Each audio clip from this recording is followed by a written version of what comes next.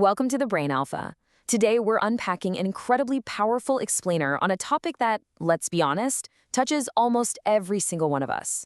It's all about bridging that massive gap between who we currently are and who we actually want to be. We're going to dig into the absolutely incredible true story of Quentin Tarantino. Long before the Academy Awards, the flashy red carpets, and his cemented status as a total Hollywood legend, he was just a broke video rental clerk with a head full of dreams.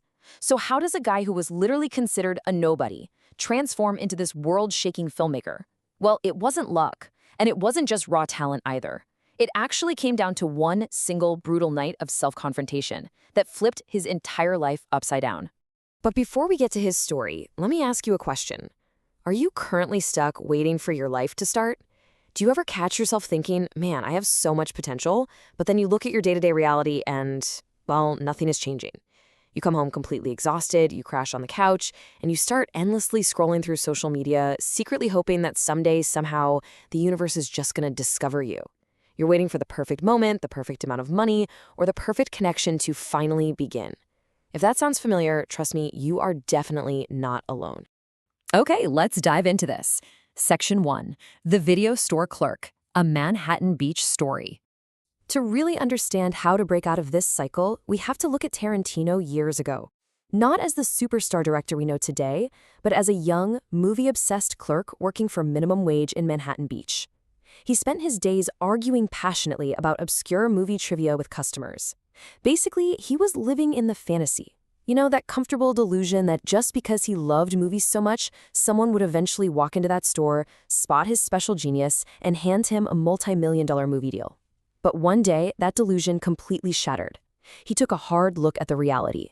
He realized that if he kept waiting for some magical rescue, he'd spend the rest of his life as a broke video store clerk.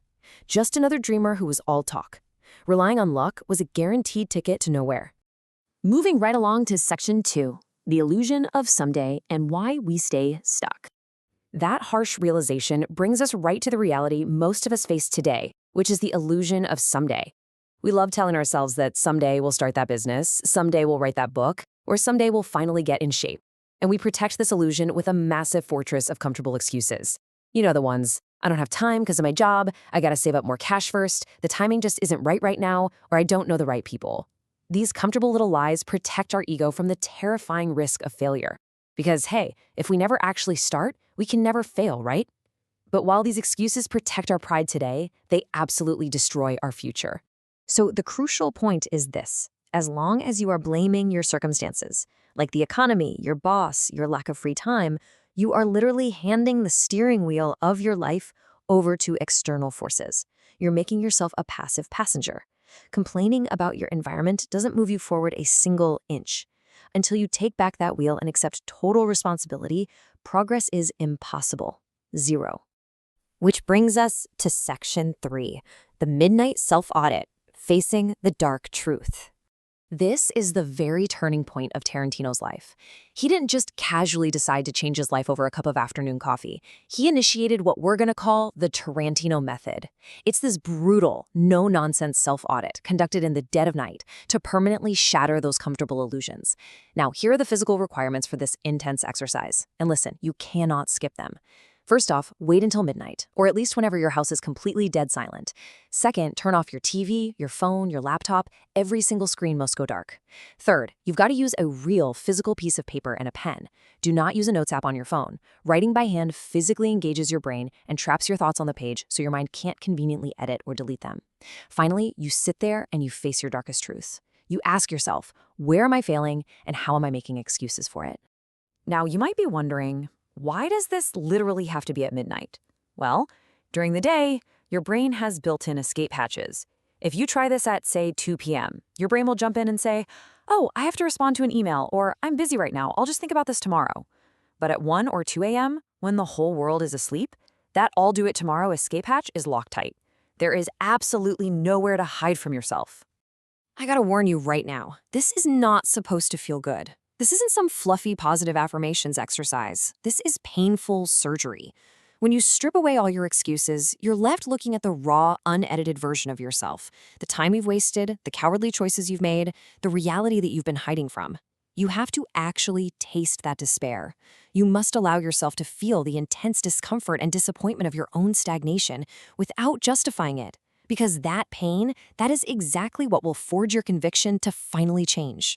And that leads us to Section 4, the Rule of 100, breaking the subconscious. Now, what's really interesting about this slide is the sheer volume required here. Once you've stared down your flaws and owned your excuses, you move into the most grueling phase of the audit, writing down actionable alternatives to the ways you've been living. You don't just jot down 2 or 3 little things you want to do differently.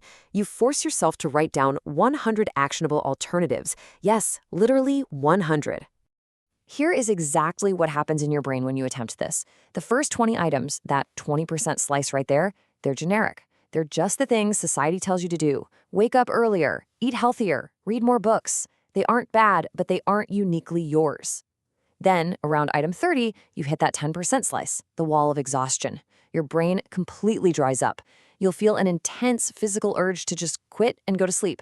But if you push through that mental fatigue, you unlock the remaining 70%. This is where the life-changing, suppressed subconscious truths finally pour out onto the paper. When you completely drain your brain of all those easy, polite answers, your true self starts talking. You shift from surface answers to incredibly deep truths. You start writing heavy things like, do I even want to be in this industry, or am I just doing it to please my parents? Or am I staying in this comfortable, mediocre job simply because I'm terrified to fail at my real passion? By the time you get in your 100, you aren't just making a basic to-do list. You are drafting the literal blueprint for your actual life.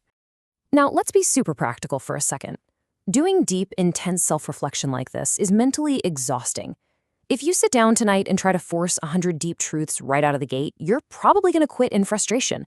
It is completely okay to start with 20 or 30 on the first night. Over the next few days, keep returning to that same piece of paper. Build up your mental endurance.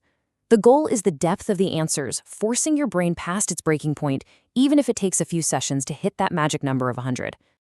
Let's move to and see how this builds in Section 5, the power of one action, rewriting the script. So, you've faced the silence, you've felt the pain, and you've bled your true desires onto the page. You have your list.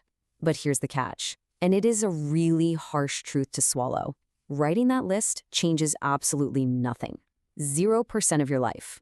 Just like writing a beautiful script does not magically create a blockbuster movie without actors, cameras, and shooting schedules, journaling and overanalyzing your life won't save you. The analysis is just the setup. If you close the notebook and go right back to scrolling social media the very next day, you've achieved nothing but making yourself feel slightly more guilty. The magic actually happens in the execution. And the best part is, you don't need to do all 100 things at once. You just need to pick one. Pick one small, uncomfortable action from your list and do it immediately. Send that terrifying email you've been putting off for a month. Set your alarm to wake up just 1 hour earlier tomorrow so you can work on your craft. When you feel the urge to run away from a difficult task today, force yourself to stand your ground for just 30 more seconds. Because taking one small, terrifying action literally rewrites the script of your life. Loud, chest-thumping motivation, that fades in like, 3 days? But quiet, daily execution, choosing to lean into a tiny bit of discomfort every single day, that compounds. That is exactly what transforms a broke video store clerk into a cultural icon. He didn't just write a script, he risked everything to shoot it. Once you start taking those small actions, you are no longer the same person. You can't unsee the truth, and you can't go back to the way things were. So, I leave you with this final challenge. Look at your life right now. What small, terrifying action will you take today to prove that you are finally driving your own life? Thank you for watching. If you enjoyed this, please subscribe to the channel, give us a thumbs up, and help us build the hype. See you in the next video. Bye-bye.